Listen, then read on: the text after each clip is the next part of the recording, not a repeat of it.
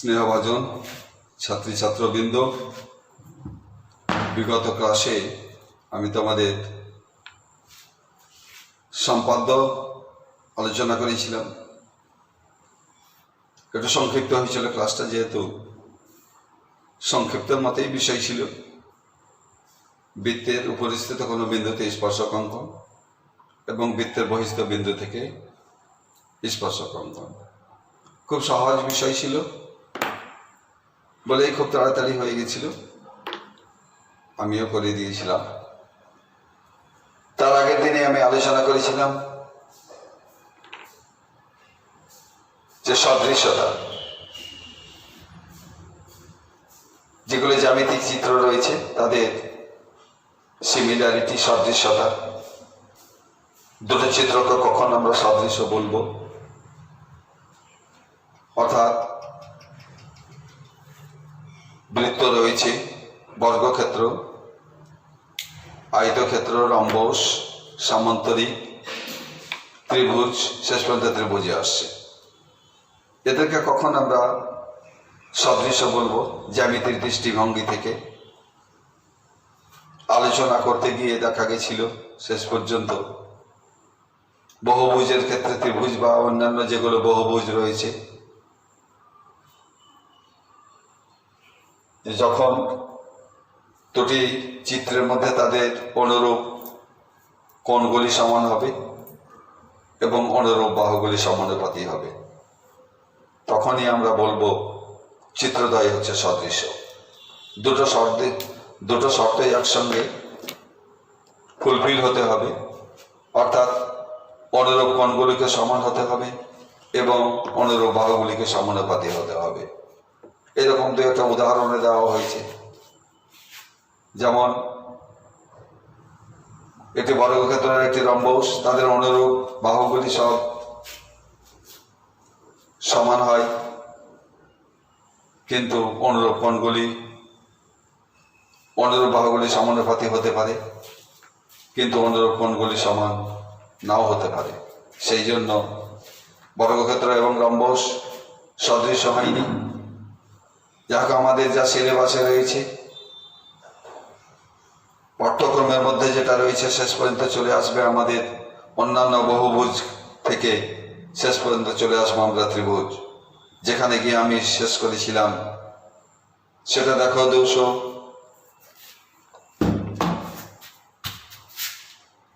কেন চলে আসছে 236 পাতায় উপরে যে ত্রিভুজ রয়েছে, ত্রিভুজের অনুরূপ কোণগুলিকে সমান হতে হবে এবং অনুরূপ বাহুগুলিকে সমানুপাতি হতে হবে, তবেই দুটা ত্রিভুজকে বলতে পারবো আমরা সিমিলার, সদৃশ্য। তাদের মধ্যে সাদৃশ্য রইবে, সদৃশ্যতার ধর্ম বজায় থাকবে, তখনই আমরা তাদেরকে সদৃশ্য ত্রিভুজ বলতে পারবো। এইটুকুই জানি, লিখে দেওয়াই আছে। দেখো, দুটি ত্রিভুজের অনুরূপ কোণগুলি সমান হলে তাদের সদৃশকোণী ত্রিভুজ বলা হয়। বুঝেছি, দুটি ত্রিভুজ সদৃশ্য হলে তাদের অনুরূপ বাহুগুলি সমানুপাতি হবে এবং ত্রিভুজদ্বয় সদৃশকোণী হতে হবে।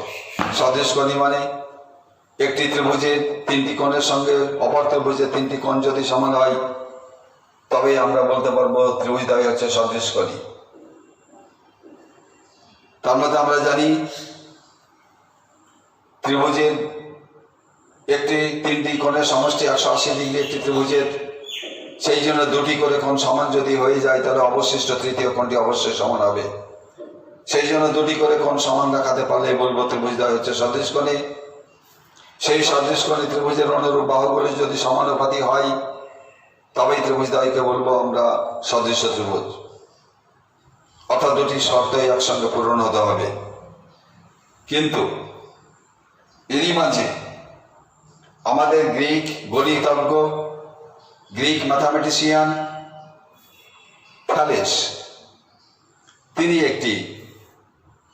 এই সদৃশ্যতা সম্পর্কিত একটি অন্য ধারণা দিলেন। তার বক্তব্য অনুযায়ী আমরা যা শিখলাম, অনুরূপ কোণগুলিকে সমান হতে হবে, ত্রিভুজের অর্থাৎ সদৃশকোণী হতে হবে, অনুরূপ বাহুগুলিকে সমানুপাতি হতে হবে। অর্থাৎ এই শর্ত দুটা যদি আমরা পূরণ করতে গিয়ে যদি দেখা যায় যে একটি শর্ত পূরণ হলো, অর্থাৎ সদৃশ কোণী হলো কিন্তু অনুরূপ বাহুগুলির সমানুপাতি হলো না, তবে কিন্তু ত্রিভুজদ্বয় সদৃশ হবে না। কিন্তু ম্যাথামেটিশিয়ান থ্যালেস বললেন, উনি দেখেছেন অভিজ্ঞতা থেকে, এটাকে নিয়ে স্টাডি করে পরীক্ষামূলক কতগুলো পদ্ধতি অবলম্বন করে তিনি বললেন দুটি ত্রিভুজ যদি সদৃশ কোণী হয় তাহলে তাদের অনুরূপ বাহুগুলি সমানুপাতি হবেই। আমরা জানি সদৃশ কোণী হতে হবে, অনুরূপ বাহুগুলিকে সমানুপাতি হতেই হবে। কিন্তু উনি দেখলেন যে দুটি ত্রিভুজ সদৃশ কোণী হলেই তাদের অনুরূপ বাহুগুলি অটোমেটিক্যালি সমানুপাতিক হয়ে যাবে। তার মানে একটা শর্ত পূরণ হলেই দ্বিতীয় শর্তটা অটোমেটিক্যালি আপনি সেটা পূরণ হয়ে যাচ্ছে। তাহলে বড় কথা হচ্ছে দুটি ত্রিভুজকে সদৃশ কোণী হতে হবে। সদৃশ কোণী হলে তাদের অনুরূপ বাহুগুলি সমানুপাতি হয়ে যাবে, তখনই ত্রিভুজদ্বয় হয়ে যাবে সদৃশ।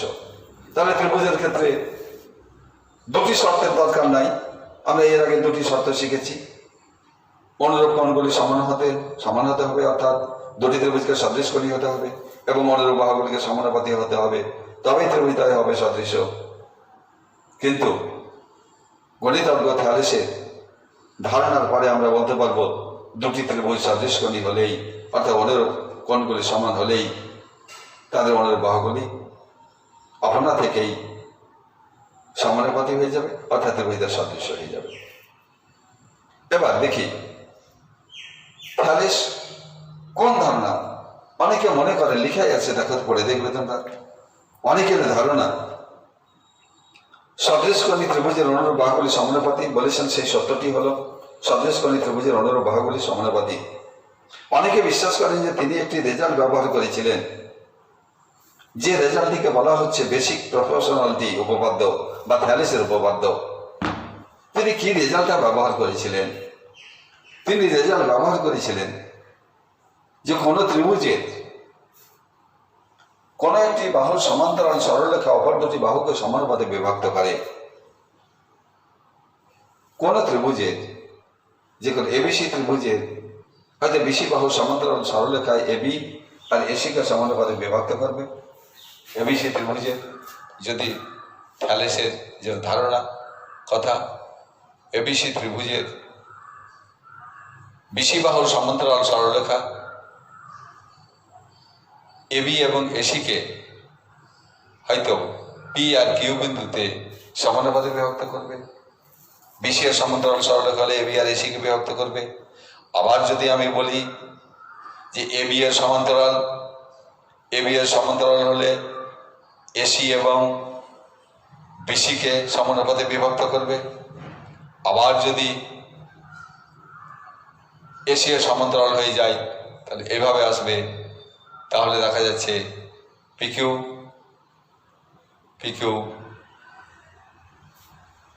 কাকে, এবি এবং বিএ এবং বিসিকে সমানুপাতে বিভক্ত করবে। এটাই বলছেন কোন ত্রিভুজের কোন এক বাহুর সমান্তরাল সরলরেখা অপর দুটি বাহুকে সমানুপাতে বিভক্ত করে। এটাই বলেছিলেন তিনি। তো যে কোনো ত্রিভুজের কোন একটি বাহুর সমান্তরাল সরলরেখা অপর দুটি বাহুকে বা তাদের বর্ধিত বাহুকে, শুধু এখানে বলবো না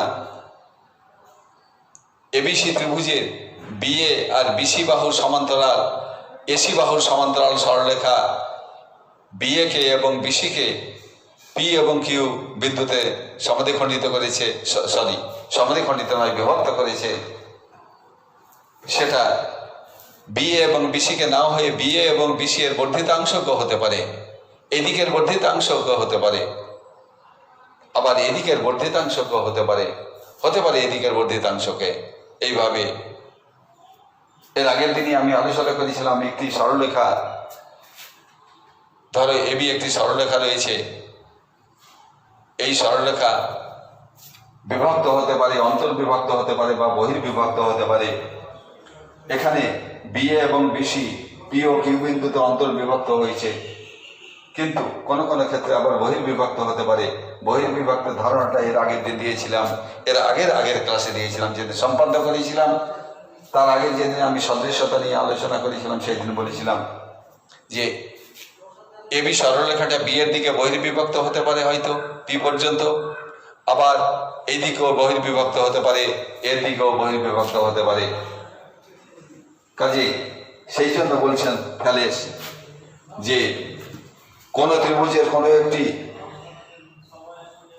বাহুর সমান্তরাল সরলরেখা অপর দুটি বাহুকে বা তাদের বর্ধিত বাহুকে সমানুপাতে বিভক্ত করে।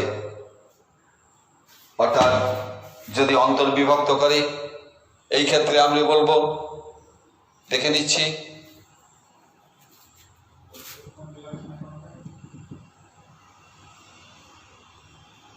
এবিসি ত্রিভুজে বিসি বাহুর সমান্তরাল সরলরেখা হয়তো পি আর কিউ বিন্দুতে, এবি এবং এসিকে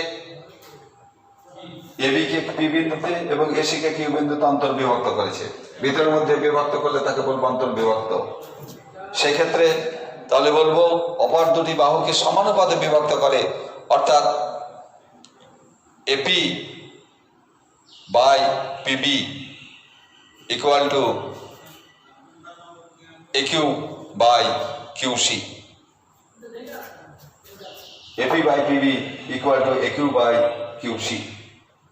যদি আবার এবি এর সমান্তরাল হতো তাহলে বিসি আর এসি কে ওই রকম সমানুপাতে বিভক্ত করত,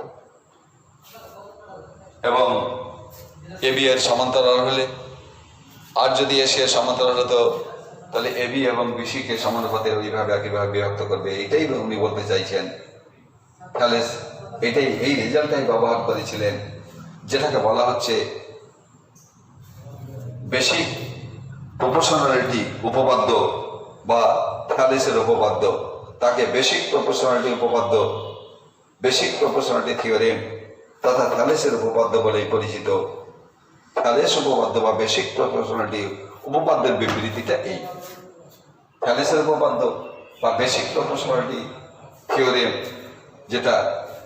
সেটা বলতে এটাকেই বোঝাচ্ছে যে কোনো ত্রিভুজের কোনো একটি বাহু সমান্তরাল সরলরেখা অপর দুটি বাহুকে বা তাদের বর্ধিতাংশকে সমানুপাতে বিভক্ত করে। এটাই রয়েছে তোমাদের বইয়ে দেখো 43 নম্বর উপপাদ্য, যেটা প্রমাণটা সিলেবাসের অন্তর্ভুক্ত নয়, এবং তার বিপরীত উপপাদ্য রয়েছে। তার বিপরীত উপপাদ্য কোনটা হবে বলে তো? এখানে বলা হচ্ছে কোন ত্রিভুজের কোন একটি বাহুর সমান্তরাল সরলরেখা অপর দুটি বাহুকে সমানুপাতে বিভক্ত করে, আর তার উল্টোটা হবে যে সরলরেখা কোন ত্রিভুজের দুটি বাহুকে সমানুপাতে বিভক্ত করে তা তৃতীয় বাহুর সমান্তরাল হবে। প্রথমটা হচ্ছে থ্যালেসের যেটা উপপাদ্য আর কি, সেটা হচ্ছে যে কোন ত্রিভুজের কোন এক বাহুর সমান্তরাল সরলরেখা অপর দুটি বাহুকে সমানুপাতে বিভক্ত করে। আর তার যদি বলা হয় থ্যালেসের উপপাদ্যের বিপরীত উপপাদ্য কোনটি হবে, তাহলে আমরা বলবো যেটা 44 নম্বর উপপাদ্য রয়েছে, সেটাও প্রমাণের মধ্যে নাই। সেটা হচ্ছে যে সরলরেখা কোন ত্রিভুজের দুটি বাহুকে সমানুপাতে বিভক্ত করে তা তৃতীয় বাহুর সমান্তরাল হবে। সিলেবাসের মধ্যে এই দুটোর মধ্যে কোনোটাই প্রমাণ করে দেখাতে হবে না, তবুও আমি তোমাদের থ্যালেসের যেটা উপপাদ্য কি করে হচ্ছে সেটা প্রমাণটা একটু শিখে রাখো, তোমাদের ভবিষ্যতে সুবিধা হবে। সেই জন্য 43 নম্বর উপপাদ্যটা আমি একটু প্রমাণ করে দেখাচ্ছি। তবে তোমরা সিলেবাসে প্রমাণ করার মধ্যে না থাকলেও থিওরিটা তোমরা মুখস্থ রাখবে। থ্যালেসের উপপাদ্য কি? থ্যালেসের উপপাদ্য কোন ত্রিভুজের কোন এক বাহুর সমান্তরাল সরলরেখা অপর দুটি বাহুকে বা তাদের বর্ধিত বাহুকে সমানুপাতে বিভক্ত করে। এইটুকু তোমাকে মনে রাখতে হবে। খুব সহজ মনে রাখা, একটি লাইন। কেনই বা মনে রাখবে না, তোমরা রাখতে পারবে না? যদি অনলাইন ক্লাস না হয়ে অফলাইন ক্লাস হতো, আমি কিন্তু ক্লাসে অবশ্যই তোমাদের মুখস্থ করিয়ে নিতাম। এবং মুখস্থ করবে কীভাবে? সাবলীলভাবে, কোনো রকম কোনো জড়তা থাকবে না, প্রতিবন্ধকতা থাকবে না, তবেই তোমাদের মনে থাকবে। কিভাবে? একদম সাবলীলভাবে বলবে, কোনো ত্রিভুজের কোনো এক বাহুর সমান্তরাল সরলরেখা অপর দুটি বাহুকে বা তাদের বর্ধিত বাহুকে সমানুপাতে বিভক্ত করে, বা তার বিপরীতটা হচ্ছে যে সরলরেখা কোনো ত্রিভুজের দুটি বাহুকে বা তাদের বর্ধিত বাহুকে সমানুপাতে বিভক্ত করে তা তৃতীয় বাহুর সমান্তরাল। এই হচ্ছে থ্যালিসের উপপাদ্য এবং থ্যালিসের উপপাদ্যের বিপরীত উপপাদ্য। এবার থ্যালিসের উপপাদ্যটা আমি প্রমাণ করে দেখাচ্ছি, এটাই প্রমাণ করে দেখাবো। কোন ত্রিভুজে, এখানে কি বলবে, ধরা যাক এবিসি ত্রিভুজে বিসি বাহুর সমান্তরাল সরলরেখা এবি এবং এসি কে পি ও কিউ বিন্দুতে সমদ্বিখণ্ডিত নয়, এবি এবং এসি কে পি ও কিউ বিন্দুতে ছেদ করেছে। প্রমাণ করতে হবে যে AP by PB equal to A Q by QC, AP by PB equal to A Q by QC. এখানে অন্তর্বিভক্ত হয়েছে, কিন্তু বহির্বিভক্ত তো হতে পারে। বহির্বিভক্তটা বি এর দিকেও হতে পারে, বহির্বিভক্ত আবার এর দিকেও হতে পারে। কাজে তিন ধরনের চিত্র হতে পারে। একটা অন্তর্বিভক্ত করে, এটা অন্তর্বিভক্ত হয়েছে। যদি আমি বহির্বিভক্ত করি, বর্ধিতাংশকে এবি আর এসি এর বর্ধিতাংশকে, এবি আর এসি এর বর্ধিতাংশকে পি কিউ ছেদ করতে পারে, অথবা বি এ এবং সি এর বর্ধিতাংশকে ছেদ করতে পারে। সেই সুবাদে এই ক্ষেত্রে উপপাদ্যটি তিনটি চিত্র হবে প্রমাণ করবার জন্য। প্রমাণটা তোমাদের সিলেবাসের অন্তর্ভুক্ত নয়, তবু আমি প্রমাণটা করে দেখাচ্ছি। একটু দেখো,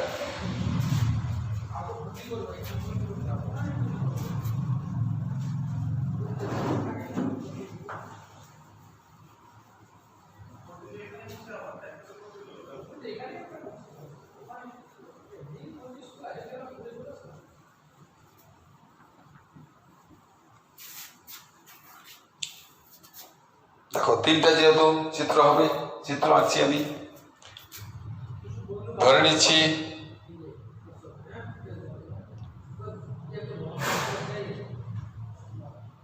এবিসি ত্রিভুজের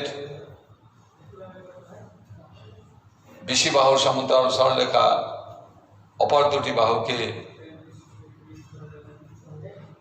ডি আর ই বিন্দুতে ছেদ করেছে, অর্থাৎ অন্তর্বিভক্ত করেছে এবি আর এসি কে। আরেকটা দেখা যাক, এবিসি ত্রিভুজের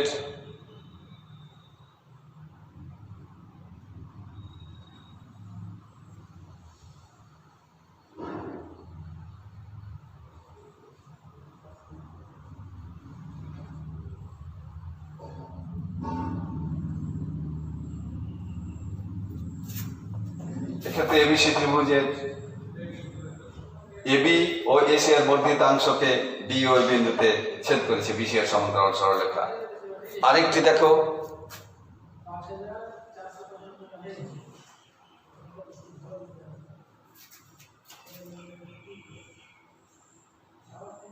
এখানে ধরেছে এবিসি ত্রিভুজ, এবার বি এর এই দিকে বর্ধিত হয়েছে বি পর্যন্ত, আর এই দিকে বর্ধিত হয়েছে ই পর্যন্ত।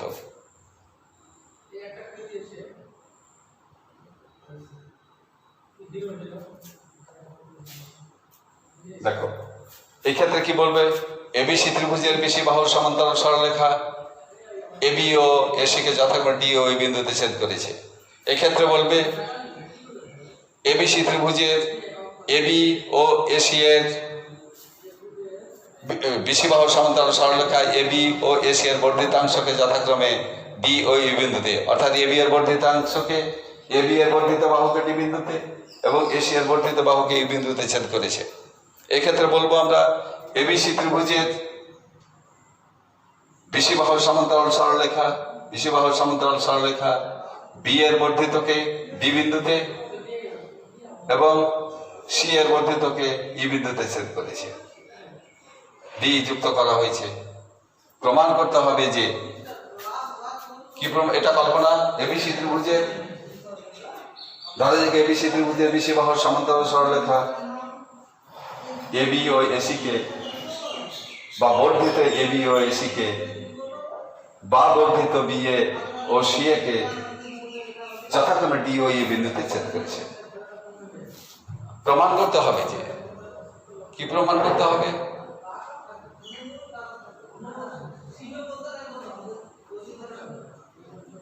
থ্যালেসের উপপাদ্য কি বলেছে? অপর দুটি বাহুকে সমানুপাতে বিভক্ত করে বলতে AD by DB equal to AE by EC. AD by DB, AD by DB, এই যে বর্ধিত হয়েছে, AD by DB equal to AE by EC, AE by EC, EC. এখানে দেখো হচ্ছে এডি এবিসি ত্রিভুজে এদিকে বর্ধিত হয়েছে এডি, এদিকে বর্ধিত হয়েছে AD by DB, AD by DB equal to AE by EC, AE by EC, AE by EC. এইদিকে বর্ধিত হয়েছে এই বাই ইসি, এইদিকে বর্ধিত হয়েছে বলে এই বাই ইসি, এখানে অন্তর্ভুক্ত হয়েছে বলে এই বাই ইসি। এটা প্রমাণ করতে হবে। এটার জন্য আমরা অঙ্কন করব কিছু। কি অঙ্কন?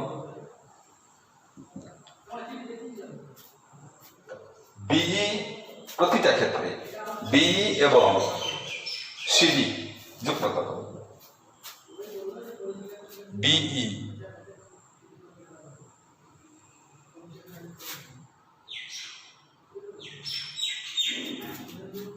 বিই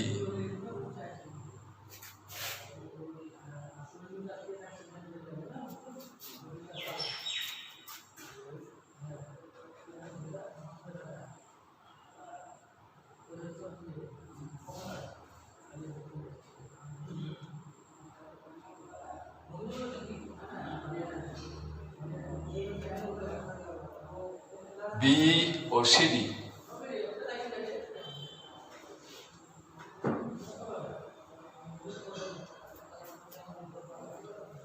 বিই ও সিডি যুক্ত করা হলো। এখন বি কমা ই ও সি কমা ডি যুক্ত করা হলো।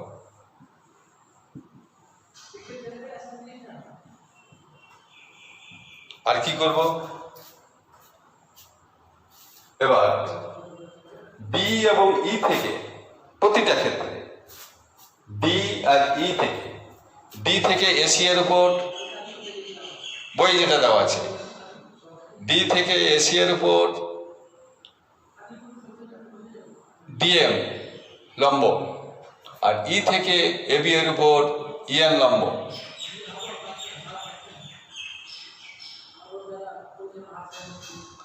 কি বললাম? ডি থেকে ডিএম এবং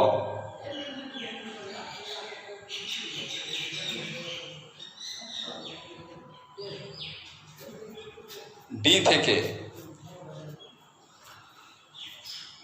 থেকে এসি বা বর্ধিত এসি এর উপরে ডিএম লম্ব আর ই থেকে ইএন লম্ব।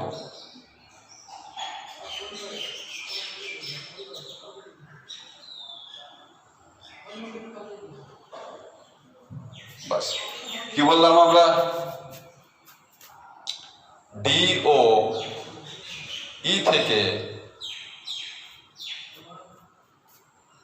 থেকে যথাক্রমে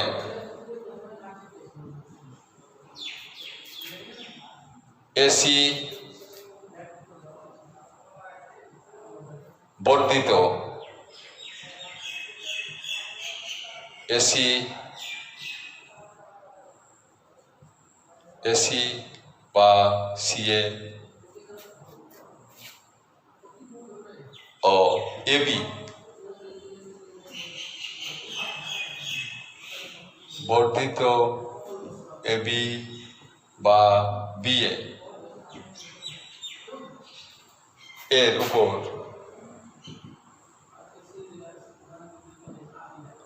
ডিএম ও ইএন লম্ব টানা হলো।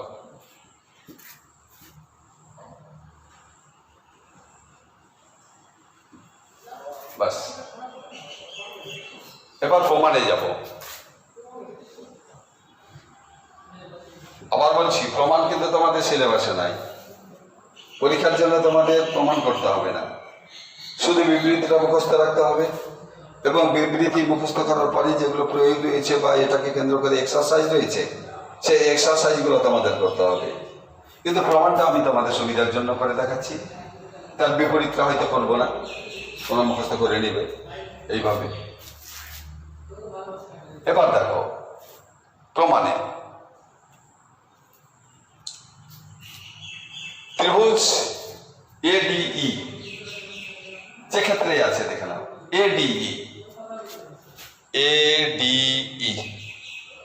ত্রিভুজ এডিই ত্রিভুজ এডিই 3 নম্বর চিত্রে দেখো এডিই এইটুকু, 2 নম্বর চিত্রে এডিই সমগ্র চিত্রটাই গোটাটাকে কভার করে নিচ্ছে, আর প্রথম চিত্রে দেখো এডিই এই ত্রিভুজটার ক্ষেত্রফল দেখো। আমরা জানি যে কোনো ত্রিভুজের ক্ষেত্রফল কি, হাফ ইন্টু ভূমি ইন্টু উচ্চতা, এটা তোমরা সবাই জানো। ত্রিভুজের ক্ষেত্রফল মানেই হচ্ছে হাফ ইন্টু ভূমি ইন্টু উচ্চতা। এক্ষেত্রে দেখো তো ত্রিভুজ এডি এর ক্ষেত্রফল, ত্রিভুজ এডিই এর ক্ষেত্রফল অনুপাত যেহেতু করবো আমরা, এটা একটা অনুপাত রয়েছে, কাজে দুটি ত্রিভুজের আমরা অনুপাতের ক্ষেত্রফলের অনুপাত আমরা করব। ক্ষেত্রফলের অনুপাত করতে গিয়ে বাম দিকে ক্ষেত্রফলের অনুপাত করব, কোন দুটা ত্রিভুজের করবো দেখো তো, এডিই ত্রিভুজটার দেখে নাও। এদিক থেকে যদি বিবেচনা করি আমরা এডিই বা এডিই ত্রিভুজের ই যদি একটি শীর্ষবিন্দু হয়, এই শীর্ষবিন্দু থেকে এডি এর উপর ইএন একটি লম্ব, তাহলে কি হয়ে যাবে, হাফ ইন্টু লম্ব মানেই উচ্চতা ত্রিভুজের, হাফ ইন্টু ভূমি হচ্ছে এডি, উচ্চতা হচ্ছে EN, half into AD into EN. আর ওই লাইনেই দেখো তো এডিই বা এইডি, এখানে এডিই বলেছি, এইডিও বলতে পারি ওটাকে, এইডি বলে দাও, তাতে আপত্তি নাই। এইডি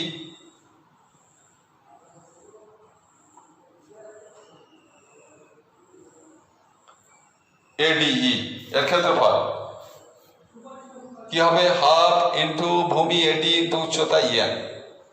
আবার দেখো ত্রিভুজ বিইডি, দেখে না তো, বিইডি এর ভূমি হচ্ছে বিডি এবং উচ্চতা কিন্তু ইএন, যেহেতু ই শীর্ষবিন্দু থেকে তার বিপরীত বাহুর উপর অঙ্কিত লম্ব হচ্ছে তার উচ্চতা, বিডিকে সরাসরি ছেদ না করে বিডি এর বর্ধিতাংশকে ছেদ করেছে, সেই জন্য সেটাই উচ্চতা। অতএব ত্রিভুজ এডি এর ক্ষেত্রফল সমান কি হয়ে যাবে, দেখো হাফ ইন্টু, দুটো অনুপাত করব আমি, সেই জন্য দেখে নিচ্ছি, হাফ ইন্টু ভূমি হচ্ছে এডি ইন্টু উচ্চতা হচ্ছে ইএন। আবার দেখো তো ওটার সঙ্গে এই ত্রিভুজটার যদি ক্ষেত্রফলের ত্রিভুজ হচ্ছে বিইডি, ত্রিভুজ বিইডি এর ক্ষেত্রফল সমান হাফ ইন্টু ভূমিটা কি হচ্ছে, ভূমিটা হচ্ছে ডিবি ইন্টু উচ্চতা হচ্ছে ইএন। এটা সমান কি হবে বলো তো? এটা সমান হয়ে যাবে প্রতিটা ক্ষেত্রে হাফ ইন্টু AED দেখতে পাচ্ছ? AED এর ক্ষেত্রফল হচ্ছে হাফ ইন্টু AD ভূমি ইন্টু উচ্চতায় EM বাই ত্রিভুজ BED হাফ ইন্টু ভূমি হচ্ছে DB ইন্টু উচ্চতা হচ্ছে EM। এই ক্ষেত্র তাই হাফ ইন্টু দেখো AED কি হচ্ছে হাফ ইন্টু ভূমি হচ্ছে AD উচ্চতা হচ্ছে EM বাই ত্রিভুজ BED এই যে BED হাফ ইন্টু ভূমি হচ্ছে DB উচ্চতা হচ্ছে EM BD বা DB ইন্টু উচ্চতা EM প্রতিটা ক্ষেত্রেই হয়ে যাচ্ছে ইকুয়ালটি। এবার দেখে না তো এটার ক্ষেত্রফলের কি হচ্ছে অনুপাত? হাফ কেটে যাবে, EN কেটে যাবে, কি রইবে? AD by DB। এটা দেখে দাও 1 নম্বর সমীকরণ।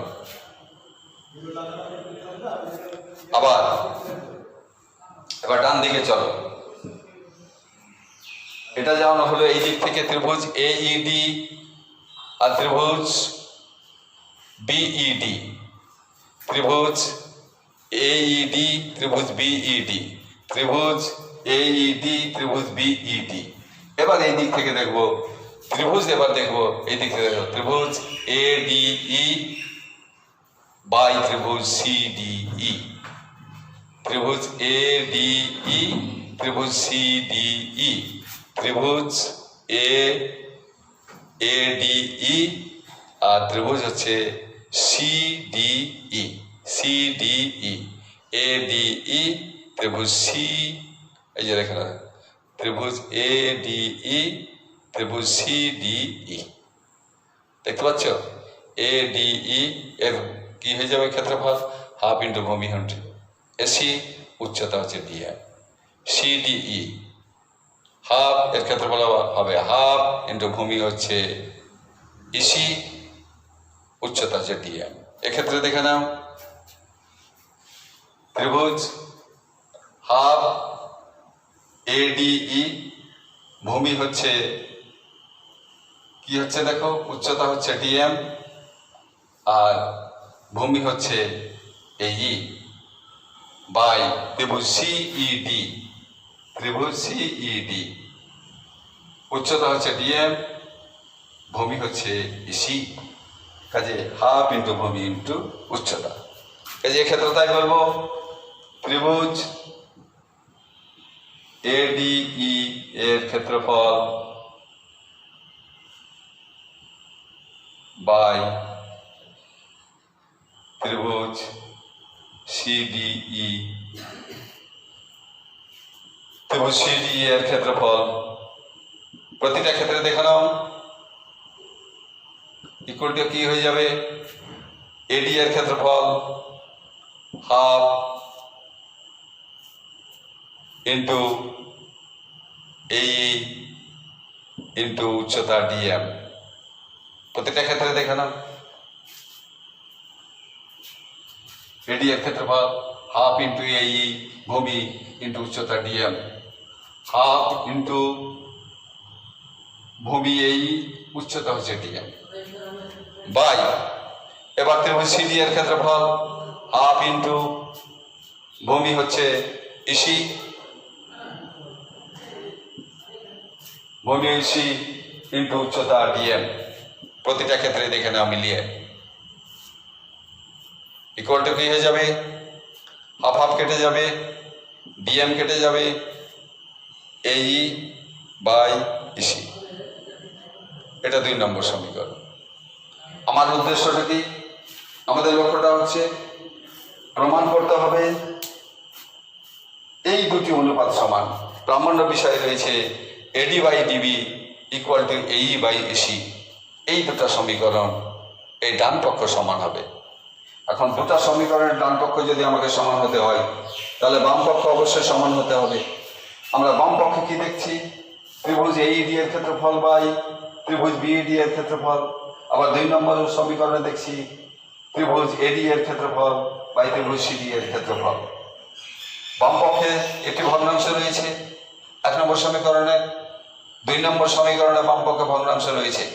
ভগ্নাংশের লব দেখো, দুটো সমীকরণের ভগ্নাংশের যেটা লব রয়েছে ত্রিভুজ এইডি, এক্ষেত্রে বলা হচ্ছে ত্রিভুজ এইডি, আর 2 নম্বর সমীকরণের ভগ্নাংশের লব হচ্ছে এডিই। এটা এক জিনিস নয় কি? দেখে না তো, এডিই আর ত্রিভুজ এইডি, ত্রিভুজ এডিই, ত্রিভুজ এইডি, ত্রিভুজ এডিই, ত্রিভুজ এইডি, এটা অভিন্ন ত্রিভুজ, ত্রিভুজ নয় কি?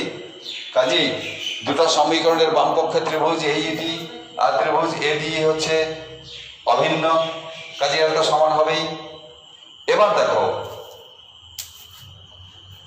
হরের, দেখো হর অংশে যেটা রয়েছে ত্রিভুজ বিইডি আর ত্রিভুজ সিডিই, এই দুটো ভগ্নাংশকে আমি তখনই সমান বলবো এর লব লব যদি সমান হয়, হর হর যদি সমান হয়ে যায়। লব একই জিনিস, কাজে সমান তো আছেই, অভিন্ন জিনিস ত্রিভুজ এইডি আর ত্রিভুজ এডিই, চিত্রেই দেখা যাচ্ছে একই জিনিস। এবার ত্রিভুজ বিইডি এবং ত্রিভুজ সিডি এক কিনা বা সমান কিনা দেখে না তো দেখি। ত্রিভুজ বিইডি, ত্রিভুজ বিইডি আর ত্রিভুজ সিডিই এরা কি রয়েছে দেখো, প্রতিটা ক্ষেত্রে ত্রিভুজ বিইডি, ত্রিভুজ সিডিই, ত্রিভুজ বিইডি, ত্রিভুজ সিডিই, ত্রিভুজ বিইডি আর ত্রিভুজ সিইডি, ত্রিভুজ বিইডি, ত্রিভুজ সিইডি। এই ক্ষেত্রে বলবো আমরা প্রথম 1 নম্বর চিত্রের ক্ষেত্রে ত্রিভুজ বিইডি আর ত্রিভুজ সিডিই একই ভূমি ডিই এর উপর অবস্থিত এবং ভূমির একই পার্শ্বে অবস্থিত বা একই সমান্তরাল যুগলের মধ্যে অবস্থিত। ত্রিভুজ বিইডি এবং ত্রিভুজ সিইডি একই ভূমি ডি এর উপর অবস্থিত এবং একই সমান্তরাল যুগল ডিই এবং বিসি এর মধ্যে অবস্থিত।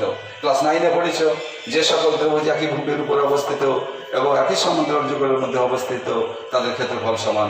কাজেই ত্রিভুজ বিইডি এর ক্ষেত্রে বলবো ত্রিভুজ বিইডি ও ত্রিভুজ সিডি একই ভূমি ডিই এবং একই সমান্তরাল যুগল ডি এবং বিসি এর মধ্যে অবস্থিত। আর 2 নম্বর চিত্রে বলবো ত্রিভুজ বিইডি আর ত্রিভুজ সিডিই একই ভূমি ডিই, ওই যে ওই ক্ষেত্রে হচ্ছে একই ভূমি ডিই, একই ভূমি ডিই এবং একই সমান্তরাল যুগল ডিই ও বিসি এর মধ্যে অবস্থিত। এক্ষেত্রে দেখো 3 নম্বর চিত্রে ত্রিভুজ বিইডি আর ত্রিভুজ সিডিই একই ভূমি ডিই এবং একই সমান্তরাল যুগল ডি এবং বিসি এর মধ্যে অবস্থিত, অতএব তাদের ক্ষেত্রফল সমান। অতএব এই দৃষ্টিভঙ্গি থেকে আমরা বলতে পারবো যে অতএব ত্রিভুজ এইডি বাই ত্রিভুজ বিইডি সমান ত্রিভুজ এডিই বাই ত্রিভুজ সিডিই। যুক্তিটা কি বলবে? এক্ষেত্রে ত্রিভুজ এইডি এবং ত্রিভুজ এডি হচ্ছে অভিন্ন ত্রিভুজ এবং ত্রিভুজ বিইডি এবং ত্রিভুজ সিডিই একই ভূমি ডি এর উপর এবং একই সমান্তরাল যুগল ডি এবং বিসি এর মধ্যে অবস্থিত, অতএব তাদের ক্ষেত্রফল সমান। অতএব ত্রিভুজ এইডি বাই ত্রিভুজ বিইডি সমান ত্রিভুজ এডি বাই ত্রিভুজ সিডিই। অতএব এই দুটোকে কম্পেয়ার করে বলে দিতে পারবো আমরা অতএব 1 নম্বর ও 2 নম্বর তুলনা করে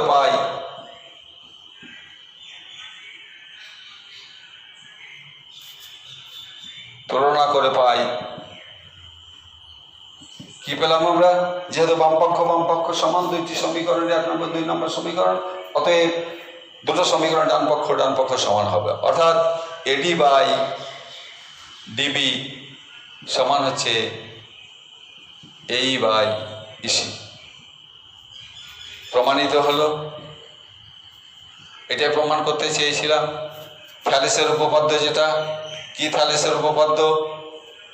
যে কোনো ত্রিভুজের কোনো একটি বাহুর সমান্তরাল সরলরেখা অপর দুটি বাহুকে সমানুপাতে বিভক্ত করে। এক্ষেত্রে ত্রিভুজে বিসি এর বিসি বাহুর সমান্তরাল সরলরেখা অপর দুটি বাহু এ বি এবং এসিকে যথাক্রমে ডি ও ওই বিন্দুতে সমানুপাতে বিভক্ত করেছে, অর্থাৎ AD by DB equal to AE by EC প্রমাণিত হলো।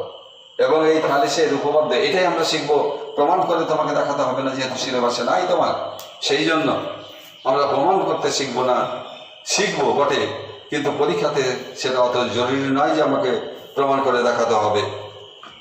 কিন্তু আমরা থিওরিটা মনে রাখবো কি, যে কোনো ত্রিভুজে কোনো একটি বাহুর সমান্তরাল সরলরেখা অপর দুটি বাহুকে সমানুপাতে বিভক্ত করে।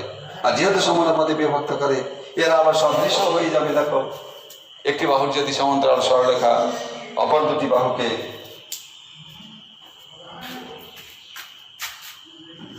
হয়েছে। আমরা তাহলে কি শিখলাম থ্যালিসের উপপাদ্য থেকে? যে কোনো ত্রিভুজের কোনো একটি বাহুর সমান্তরাল সরলরেখা অপর দুটি বাহুকে সমানুপাতে বিভক্ত করে।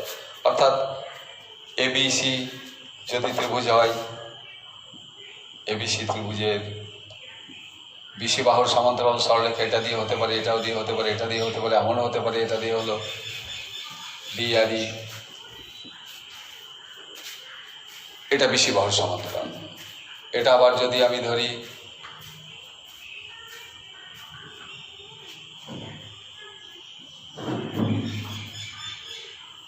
বিসি বাহুর সমান্তরাল, এটা যদি এসি বাহুর সমান্তরাল সরলরেখা ধরি, এই দিক থেকে শীর্ষবিন্দু এসি বাহুর সমান্তরাল সরলরেখা যথাক্রমে বি এ এবং বিসিকে ডি এবং ই বিন্দুতে ছেদ করেছে। আবার এমনও হতে পারে এবিসি ত্রিভুজের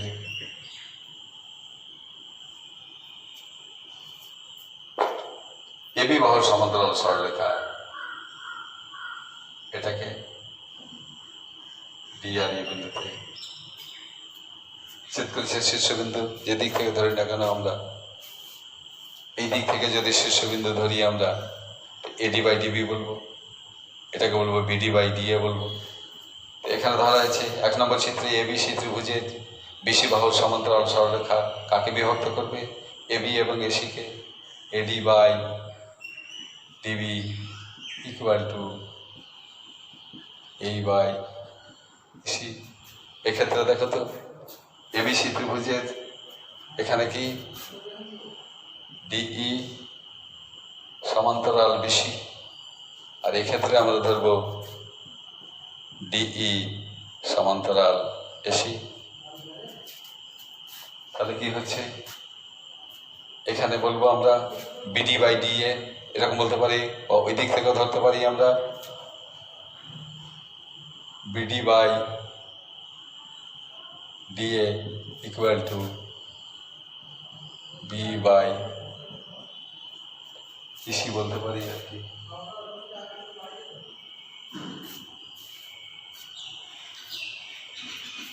বা এটা বলতে পারি আমরা এই দিক থেকে শীর্ষবিন্দু ধরলে আমরা বলবো এখানে কি হচ্ছে, ডি সমান্তরাল এবি। কাজেই এই দিক থেকে যদি আমরা ডি ধরতে পারি আর কি, এদিক থেকে ধরতে পারি এবি ধরলাম, কাজেই CD by DA equal to CE by EB, এরকম আমরা বলবো। অর্থাৎ যে কোনো ত্রিভুজের যে কোনো একটি বাহুর সমান্তরাল সরলরেখা হলে অপর দুটি বাহুকে সমানুপাতে বিভক্ত করবে, এটাই হচ্ছে থ্যালিস বলেছে। এবং সেই সুবাদেই সেখান থেকেই বলবো আমরা দুটি ত্রিভুজ সদৃশকোণী হলেই তাদের অনুরূপ বাহুগুলি সমানুপাতে হবেই। এখানে সদৃশকোণী হয় কিনা দেখে নাও তো। এক্ষেত্রে সদৃশকোণী হচ্ছে, দেখো, ত্রিভুজ এবিসি ও ত্রিভুজ এডিই এর মধ্যে দেখো তো, এবিসি এর বিএসি কোণ সমান এই ত্রিভুজটার হচ্ছে ডিএই কোণ। কেন? অভিন্ন কোণ দেখে নাও, অভিন্ন কোণ, একটাই কোণ। এবিসি ত্রিভুজের এবিসি কোণ সমান এই ত্রিভুজের এই কোণ হয়ে যাবে। কেন বলো তো? যেহেতু এখানে বিসি এবং ডি সমান্তরাল এবং এবি ওদের ভেদক। আমরা জানি দুটি সমান্তরাল সরলরেখাকে একটি সরলরেখা ভেদ করলে জোড়া জোড়া অনুরূপ কোণগুলি সমান হয়ে যায়। অতএব এবিসি কোণের অনুরূপ হচ্ছে এডিই কোণ সমান হচ্ছে এডিই কোণ। এটা কেন? যেহেতু বিসি সমান্তরাল হচ্ছে ডি এবং এবি ভেদক বলে অনুরূপ কোণ সমান।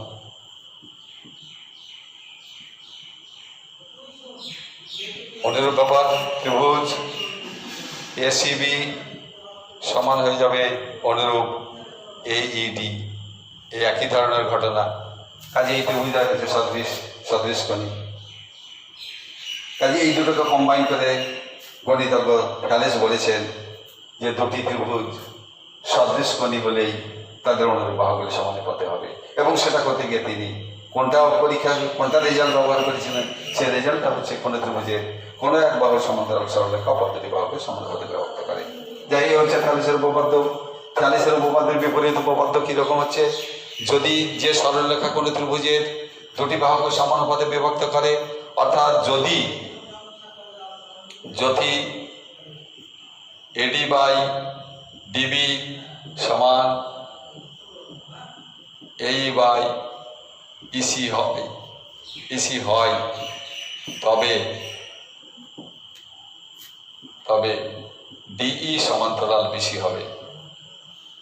থ্যালেসের সরাসরি উপপাদ্য বলছে যদি এটা হয় তবে রেজাল্ট হবে এটা কারণ হলে এটা ফল হবে।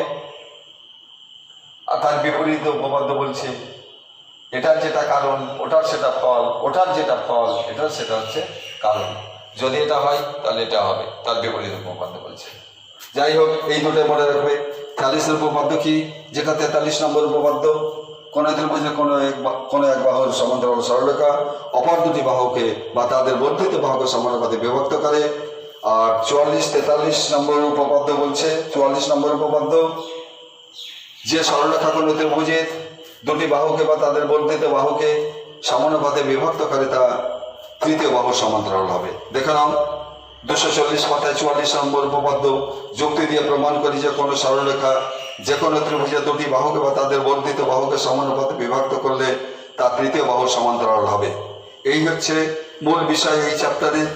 এটাকে কেন্দ্র করে এবার কতগুলো প্রয়োগ রয়েছে এবং তারপরে এক্সারসাইজ রয়েছে। এক্সারসাইজটা পরের দিন আলোচনা হবে, আমি এইটুকু আলোচনা করে দিলাম, তোমরা প্রয়োগ করবে। 1 নম্বর প্রয়োগটা তোমাদেরকে আমি দেখিয়ে দিচ্ছি কি করে করছে, দেখে নাও।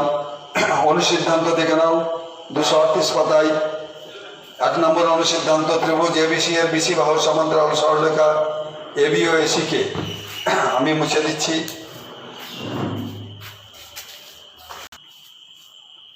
দেখো, অনুসিদ্ধান্তে একে বলা হচ্ছে কোন ত্রিভুজের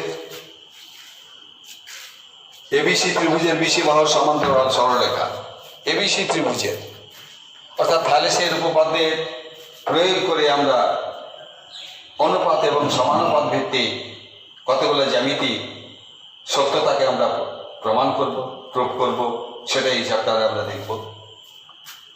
ত্রিভুজ এবিসি এর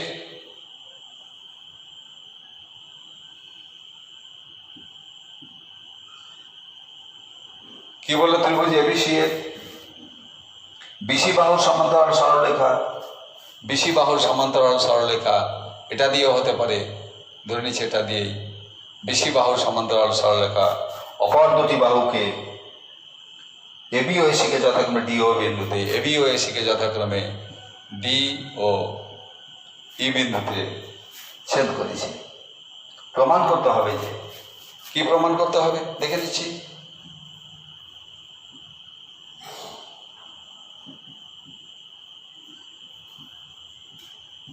দুটি জিনিস প্রমাণ করতে বলেছে। প্রমাণ করতে হবে যে 1 নম্বর, AB by DB, AB by DB equal to AC by EC, এবং 2 নম্বর কি বলেছে, AD by DB, AD by AB equal to AE by AC.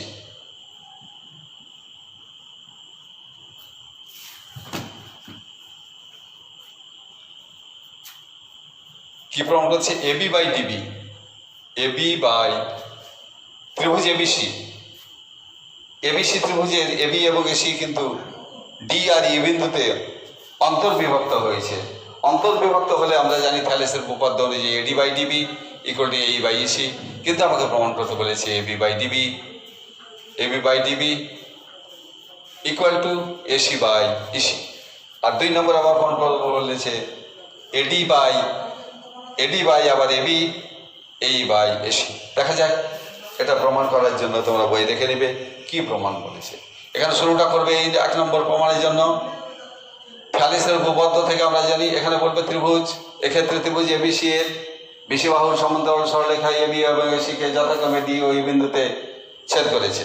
অতএব থ্যালেসের উপপাদ্য থেকে আমরা জানি কি জানি থ্যালেসের উপপাদ্য আমরা যেহেতু জানি কোন ত্রিভুজের কোন একটি বাহুর সমান্তরাল সরলরেখা অপর দুটি বাহুকে সমানুপাতে বিভক্ত করে। থ্যালেসের উপপাদ্য অনুযায়ী ডি সরলরেখা এবি ও এসিকে ডি ও ই বিন্দুতে অন্তর্বিভক্ত করেছে। অতএব AD by DB equal to AE by EC. এটা তো আমরা জানি। কোথা থেকে পেলাম এটা? তোমরা এখানে লিখে দিবে থ্যালেসের উপপাদ্য থেকে পাই।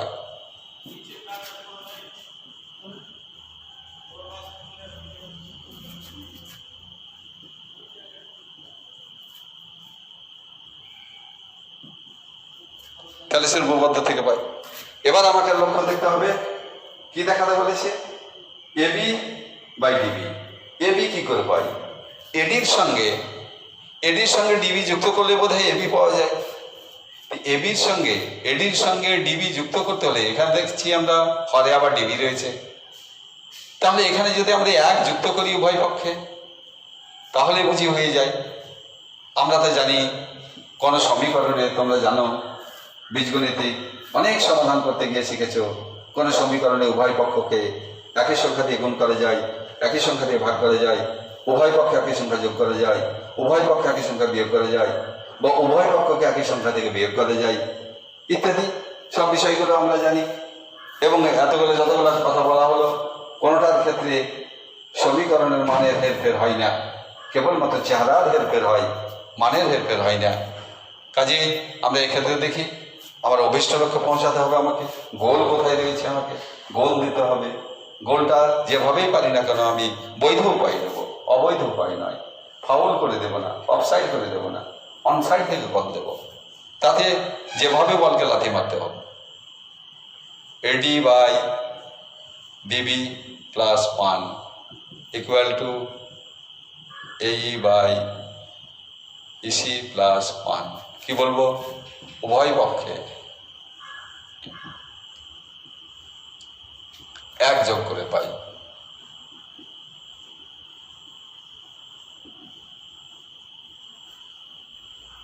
দেখে নাও তো কি হচ্ছে। ডিবি লসাগু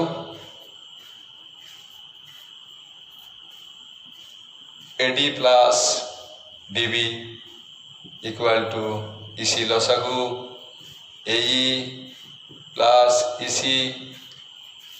এবার যোগ করতে AD plus DB equal to AB by DB equal to AE আর ইসি যোগ করলে এসি পেয়ে যাবো আমরা ইকুয়াল টু ইসি। দেখো তো প্রমাণ হয়েছে কিনা। AB by DB equal to AC by EC প্রমাণিত হলো 1 নম্বর।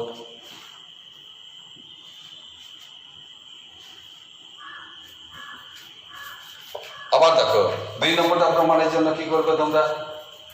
আবার থ্যালেসের উপপাদ্য ব্যবহার করবে। আমরা জানি থ্যালেসের উপপাদ্য থেকে কি জানি আমরা, যেহেতু এবিসি ত্রিভুজের বিসি বাহুর সমান্তরাল সরলরেখা ডি এবি এবং এসিকে ডি ও ই বিন্দুতে অন্তর্বিভক্ত করেছে, অতএব AD by DB equal to AE by EC.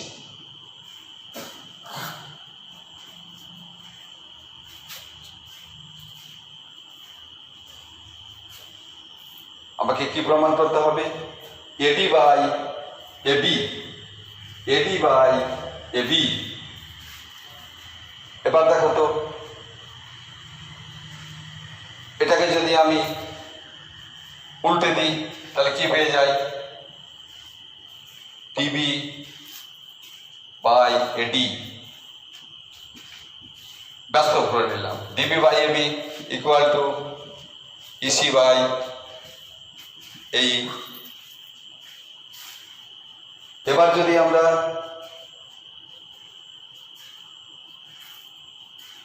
আমাকে প্রমাণ করতে হবে কি এডি বাই এবি।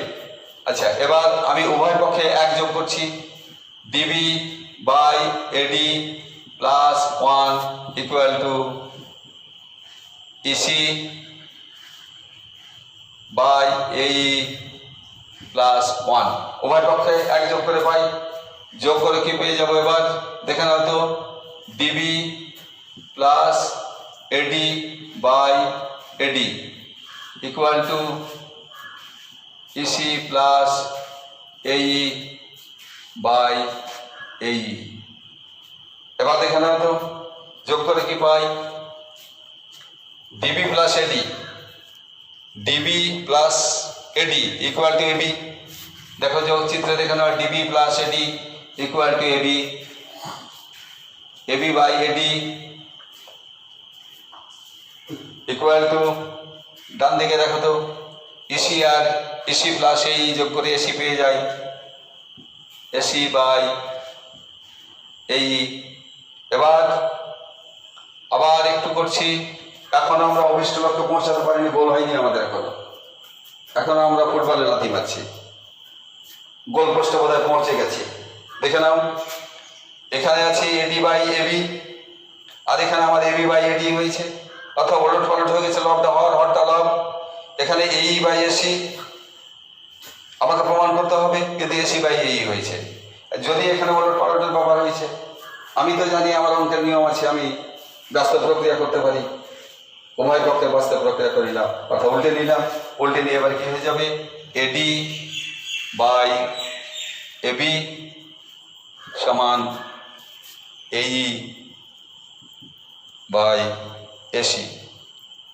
অর্থাৎ এটা করতে গিয়ে আমি দুবার আমরা বাস্তব প্রক্রিয়া করলাম। প্রথমে বাস্তব প্রক্রিয়া করেছিলাম, উভয় পক্ষে এক যোগ করলাম, আবার বাস্তব প্রক্রিয়া করে আমরা আমাদের অভিষ্ট লক্ষ্যে পৌঁছে গেছি, অর্থাৎ আমাদের গোল হয়ে গেছে, 2 নম্বর প্রমাণিত হয়ে গেছে।